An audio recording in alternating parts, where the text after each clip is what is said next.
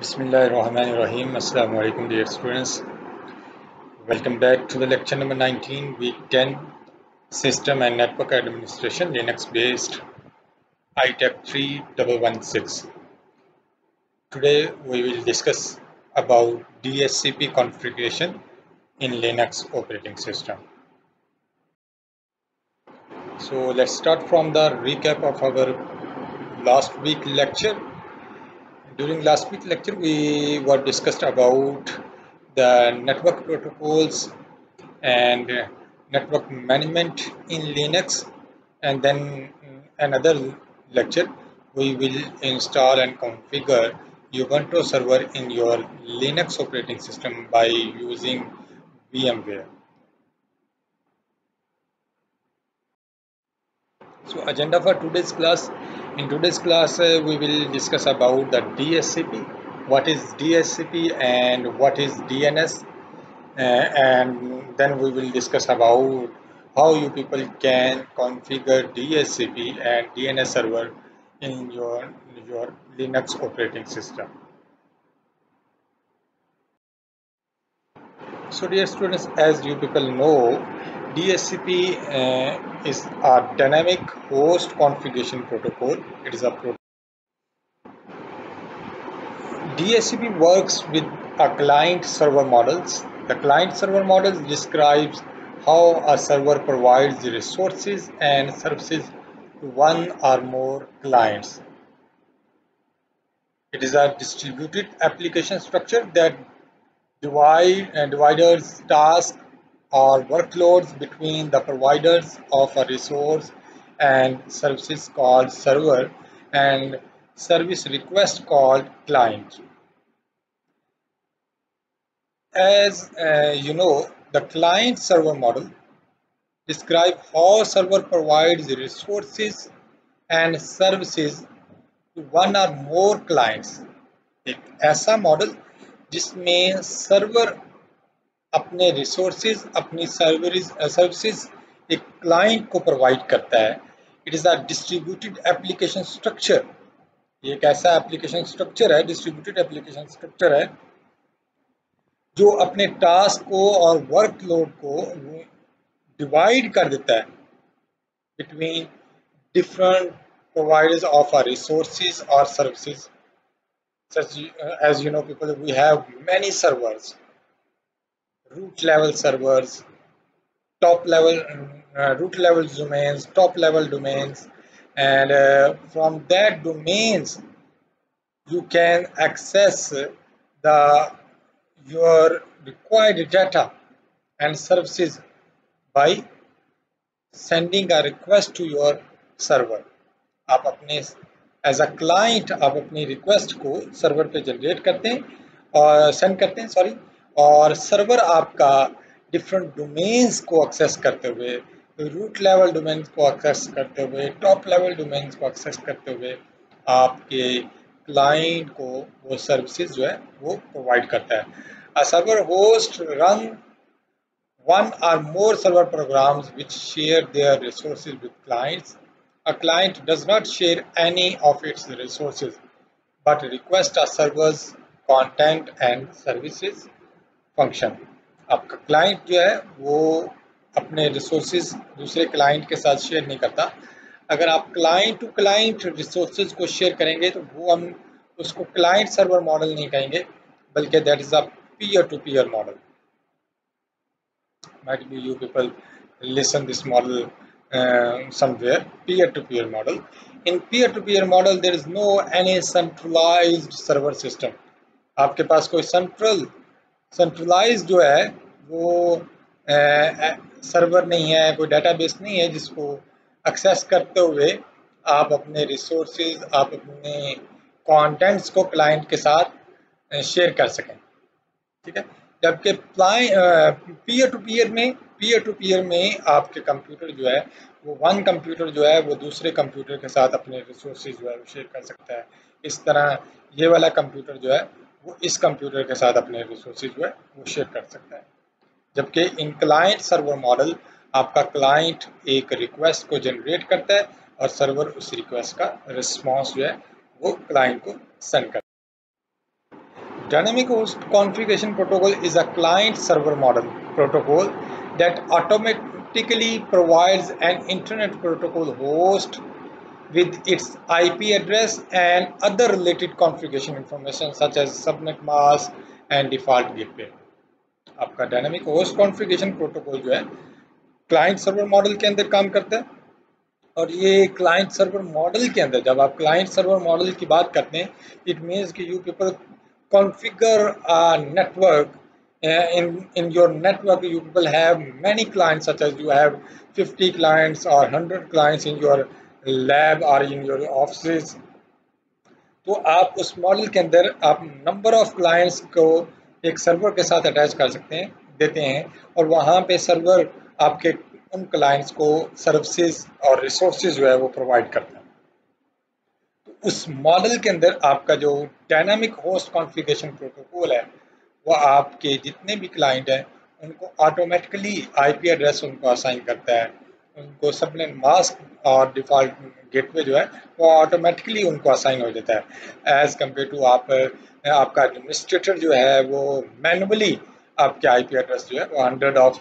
Computers या thousands of computers की lab है तो वहाँ पे जाके मैनुअली आपकी आईपी कॉन्फ़िगरेशन करने की बजाय आप अपने डीएचसीपी को अपने सर्वर के ऊपर कॉन्फ़िगर कर लेते हैं और उसके अंदर आप अपने आईपीस का पूल क्रिएट कर लेते हैं जब आप अपने आईपीस का पूल क्रिएट कर लेते हैं तो उस पूल में से आपका डीएचसीपी जो है वो ऑटोमेटिकली और डायनामिकली आपके क्लाइंट्स को आईपी जो है वो असाइन कर देता है a client configured for a DHCP will send out broadcast request to DHCP server requesting an address client क्या करता है client configured for DHCP will send out broadcast request आपका क्लाइंट ब्रॉडकास्ट रिक्वेस्ट सेंड करेगा services को acquire करने के लिए कौन सी सर्विसेज को अक्वायर करने के लिए आपका डीएचसीपी सर्वर से एड्रेस को लेने के लिए वो ब्रॉडकास्ट करेगा DHCP server will issue a lease and assign to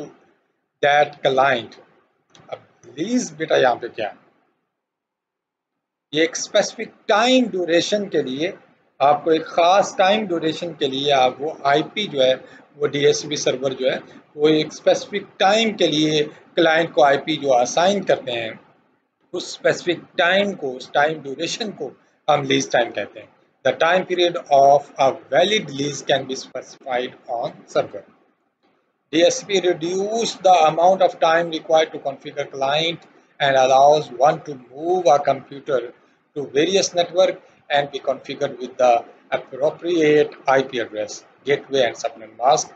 For ISPs, it conserves the limited number of IP address it may use. DSP server may assign a static IP address to a specified hardware.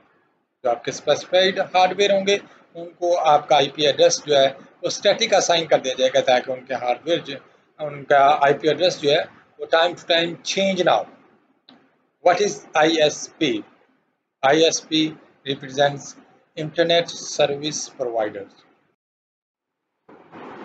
so how DSCP allocate IP address to the client it's depending on the implementation there are three methods of allocating IP address you can allocate IP by dynamic allocation you can allocate IP through automatic allocation and manual allocation or you can say static allocation what is difference between dynamic and automatic allocation a network administrator reserves a range of IP address for DSCP जिसमें मैंने आपको बताया कि जब आप DSCP को configure करते हैं तो उसके अंदर आप अपने IPs का एक पूल क्रिएट कर लेते हैं फॉर एग्जांपल मैं यहाँ पे एक IP की क्लास एक IP लिखता हूँ जैसे ये क्लास 6 का है 192.168.1.1 and 192.168.1.100 इट्स मीन्स मेरे पास 100 IPs का एक पूल है जिसका स्टार्टिंग पॉइंट 1 है और उसका लास्ट पॉइंट जो एड्रेस आईपी एड्रेस है वो 100 होगा। तो एक आईपी, ये मेरे आईपी की रेंज होगी जिसको मैंने एज एडमिनिस्ट्रेटर उसको रिजर्व कर लिया for DHCP, and each DHCP client on the LAN local area network is configured to the request and IP address from the DHCP server during the network initialization, allows the DHCP server to reclaim and then reallocate IP address that are not renewed. तो आपका जैसे ही client request send करेगा DHCP server के ऊपर, तो वो DHCP server क्या करेगा, आपको एक स्पेसिफिक टाइम ड्यूरेशन के लिए एक आईपी एड्रेस जो है वो इस पूल में से एलोकेट कर देगा। The first time allocation called dynamic allocation to the client. DHCP server permanently assign an IP address to a requesting client from range defined by the administrator. This is like dynamic allocation, but the DHCP server keeps a table of past IP address assignments so that it can permanently assign to the client the same IP address that client previously had. यहाँ पे क्या बात हो रही है, यहाँ पे बात बेटा ये हो रही है कि आप फर्स्ट टाइम आए, आपने अपने सिस्टम को नेटवर्क के साथ अटैच किया, तो उस नेटवर्क का जब आप हिस्सा बने तो फर्स्ट टाइम जो आईपी का पूल था एडमिनिस्ट्रेटर के पास, उस आईपी के पूल में से आपकी मशीन को जो आईपी असाइन कर दिया गया है तो वो डायनामिक एलोकेट हुआ, और वो डायनामिक एलोकेट हो गया 10 दिन के लिए, 20 दिन के लिए, 100 डेज के लिए। वैसे आईपी जो है वो आपको 8 डेज के लिए एलोकेट होता है फर्स्ट टाइम, ठीक है, तो जिसको हम लीज टाइम कह रहे हैं। आपका ऑफिस टाइम कंप्लीट हुआ, आपने अपना सिस्टम डिटैच किया, आप घर चले गए, आप कल वापस आएंगे, जब वापस आएंगे उसी सिस्टम के साथ और उस सिस्टम को उस नेटवर्क के साथ दोबारा अटैच करेंगे, तो अब आपको आईपी जो है वो क्या नया असाइन होगा? नहीं, बल्कि आपके सिस्टम का मैक एड्रेस DHCP सर्वर के टेबल के साथ मैच करेगा, और वहाँ पे आपका, क्योंकि ऑलरेडी आपने हैंडशेक किया हुआ है इस नेटवर्क के साथ, तो आपको जो कल असाइन हुआ था आईपी एड्रेस वही ऑटोमेटिकली आपको दोबारा असाइन हो जाएगा, ठीक है। तो सेकंड टाइम जब आपको आईपी एलोकेट होगा तो वो आपकी ऑटोमेटिक एलोकेशन होगी। तो मैनुअली आप अपना कोई एक स्टैटिक आईपी एड्रेस जो है वो किसी भी मशीन को असाइन कर देते हैं, जिसको हम प्राइवेटली यूज़ कर सकते हैं कि आपका आईपी एड्रेस जो है वो टाइम टू टाइम चेंज ना हो, लीज टाइम एक्सपायर होने के बाद आपको कोई नया आईपी ना मिल जाए। तो इसलिए आप अपने नेटवर्क के ऊपर जब अपनी सिस्टम को लगाते हैं तो आप वहाँ पे अपनी सेटिंग कर सकते हैं कि आपने अपने सिस्टम को डायनामिक आईपी को एलोकेट करवाना है या आप अपने सिस्टम को स्टैटिक आईपी जो है वो असाइन करना है। तो आप स्टैटिक आईपी भी जाके अपने सिस्टम को दे सकते हैं। A DHCP server issues a private IP address depends upon each client MAC address based on a predefined mapping by the administrator. Static allocation is the assignment of a fixed address. आपका क्या, वो fix address जो है वो fix रहेगा आपकी machine के साथ। For example, assigning a computer fix IP address 192.168.123.114 never change unless done so manually. उस वक्त तक ये चेंज नहीं होगा जब तक आप उसको मैनुअली चेंज नहीं करें, ठीक है। तो DHCP असाइनमेंट में लीज रिक्वेस्ट आ जाती है आपकी, आपका IP lease offer, lease selection, DHCP server and lease renewal. आप लीज रिक्वेस्ट करेंगे, client broadcast request to the DHCP server with the source address, अपने सोर्स एड्रेस के साथ आप ब्रॉडकास्ट करेंगे। The request includes the MAC address. उस वक्त क्योंकि आपके मशीन के पास, आपके सिस्टम के पास कोई आईपी एड्रेस नहीं है, तो फर्स्ट टाइम आप अपने मैक एड्रेस के साथ ब्रॉडकास्ट करेंगे और उसी मैक एड्रेस के ऊपर आपको रिप्लाई जो है वो रिसीव होगा। IP lease offer, DHCP server replies with N IP address. Lease request आपका क्लाइंट करेगा, जबकि लीज ऑफर आपका DHCP सर्वर करेगा विद एन आईपी एड्रेस। एक आईपी एड्रेस के साथ वो उसको रिप्लाई करेगा with subnet mask including subnet mask, network gateway, name of domain and name of servers. Duration of lease and IP address of the DHCP server. Lease offer के अंदर क्या क्या चीजें आपको रिप्लाई के अंदर मिलेंगी? IP address, subnet mask, network gateway, name of domain, name of server and the duration of your lease time. Lease selection, client receive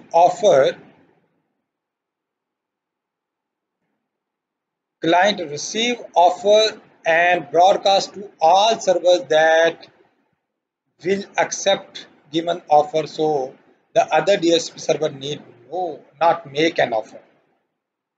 lease selection यहाँ पे आप क्यों कर रहे हैं? ताकि आप अदर सर्वर्स को ये बता सकें कि आपकी रिक्वेस्ट जो है वो फुलफिल हो चुकी है, और सर्वर आपकी इस लीज रिक्वेस्ट का रिस्पॉन्स ना दे आपको। The DSP server then sends an acknowledgement to the client.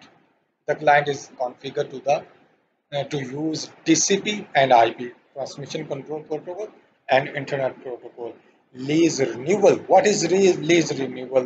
When half time of your lease has been expired, the client will issue a new request to the DSP server.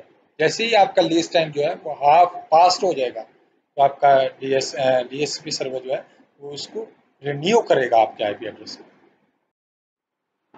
यहाँ पे आप देख रहे हैं how DSP allocate IP address. यहाँ पे आपके पास non DSP client static IP configuration है, DSP client to IP configuration from the DSP server. यहाँ पे इसको आप मैनुअली असाइन करने, जबकि इन दो क्लाइंट्स को आप डीएसपी सर्वर के थ्रू आईपी जो है वो असाइन करवा रहे हैं।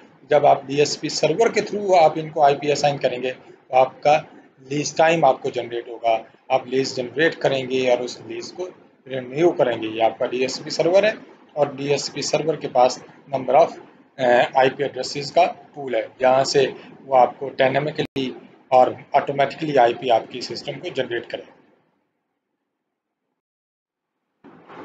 For example, you can see here DSP client broadcast a DSP server packet. आपका DSP सर्वर क्लाइंट ने उसको ब्रॉडकास्ट किया है कि उसको जो है वो आईपी रिक्वायर्ड है, यहाँ पे वो ब्रॉडकास्ट करेगा। DSP server broadcast a DSP packet.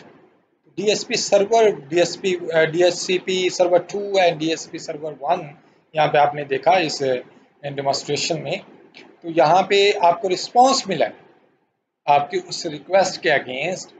वो रिस्पांस डीएसपी सर्वर 1 की तरफ से आपके क्लाइंट 1, क्लाइंट 2 एंड क्लाइंट 3 जिस क्लाइंट ने रिक्वेस्ट की थी उनको भी, और जिस क्लाइंट ने रिक्वेस्ट नहीं की थी उनको भी वो ऑफर जो है वो रिसीव हुई है। तो DSP server broadcast a DSP offer packet and then DSP client broadcast DSP request packet। फिर ये उसको रिक्वेस्ट करेगा, उसको आईपी जो है वो असाइन किया जाए। At the end DSP server 1 broadcast DSP acknowledgement. तो DSP सर्वर जो है वो उसको एक्नॉलेज कर देगा अपने क्लाइंट को भी, और अपने साथ वाले कोई अगर उसकी सराउंडिंग कोई और सर्वर है तो उसको भी एक्नॉलेज करेगा कि मैंने DSP क्लाइंट की रिक्वेस्ट को फुलफिल कर दिया।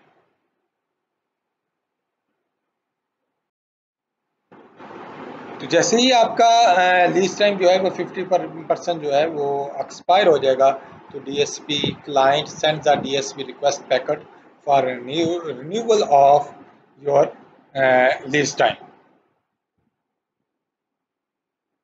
If the client fails to renew its lease after 50% of the lease duration has expired, then DSP server lease renewal process will begin again after 87.5% of the lease duration has expired.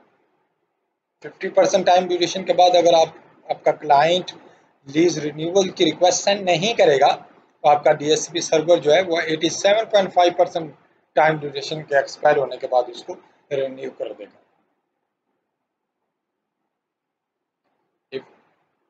If the client fails to renew its lease after 87.5% of lease has expired, then the DSP Lead generation process starts over again with DSP client broadcast DSP discover discover के packet को send करते हुए वो उसको lead generation का packet send करेगा। ठीक है जी। तो what is DSP server and what is DSP client? DSP server is a network server that automatically provides and assigns IP address, default gateway, and other network parameters to the client server devices. आपका DSP server क्या करेगा? वो आपके जितने भी network के ऊपर इस नेटवर्क के ऊपर जितने भी आपने IP क्लाइंट्स को अटैच किया हुआ है उनको IP एड्रेस,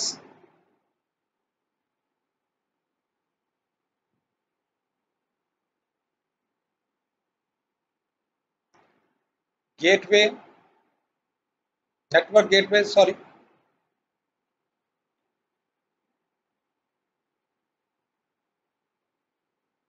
असाइन करेगा।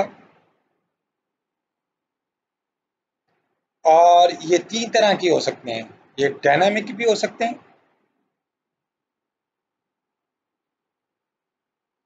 Dynamically,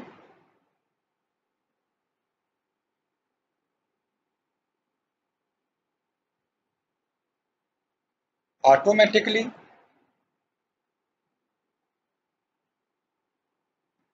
and manually.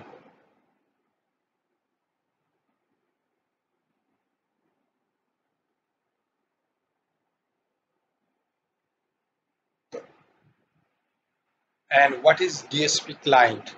DSP client क्या करेगा? A client is requesting program or user in a client server relationship. For example, the user of web browser is effectively making client request. आपका client क्या करेगा? वो request send करेगा इस network की services को लेते हुए, ठीक है, सर्वर के ऊपर, और सर्वर उसकी रिक्वेस्ट को फुलफिल करेगा और उसको रिस्पॉन्स देगा। और आपको पता है कि आपके वेब ब्राउज़र www के ऊपर नंबर ऑफ़ क्लाइंट्स जो है उसको एट ए टाइम एक्सेस कर रहे हैं, और एट अ टाइम जब उनके नंबर ऑफ़ क्लाइंट्स उसको एक्सेस कर रहे हैं तो आपके सर्वर जो है उनको रिस्पॉन्स कर रहे हैं।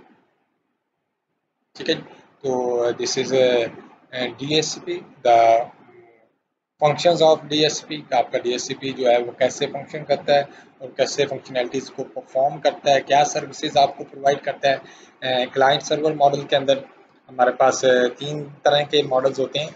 एक क्लाइंट सर्वर मॉडल है, एक पीयर टू पीयर मॉडल है और एक हाइब्रिड मॉडल है।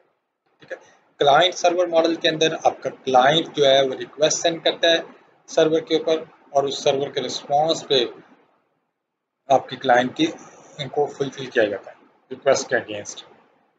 पीयर टू पीयर में, क्लाइंट सर्वर मॉडल में आपका सर्वर अपने रिसोर्सेज, अपने कंटेंट्स क्लाइंट्स के साथ शेयर करता है, जबकि पीयर टू पीयर मॉडल में कोई सेंट्रलाइज्ड डेटाबेस नहीं होती। जैसे यहाँ पे DSP सर्वर के ऊपर एक सेंट्रलाइज्ड डेटाबेस है जहाँ पे आपका डाटा जो है कंटेंट्स स्टोर है, उन कंटेंट्स में से वो अपने रिसोर्सेज जो इस के पास होंगे वो रिसोर्सेज सॉरी आपके क्लाइंट के साथ शेयर होंगे। ठीक है, तो पीयर टू पीयर मॉडल में आपके पास जो रिसोर्सेज है, अगर आप चाहते हैं तो आप अपने सेकंड पीयर के साथ शेयर करें, अगर आप नहीं चाहते तो आप अपनी सर्विसेज जो है वो दूसरे पीयर को शेयर नहीं करते। जब हाइब्रिड मॉडल में क्लाइंट सर्वर मॉडल और आपका पीयर टू पीयर मॉडल जो है उनका कम्बिनेशन को हम हाइब्रिड मॉडल कहते हैं।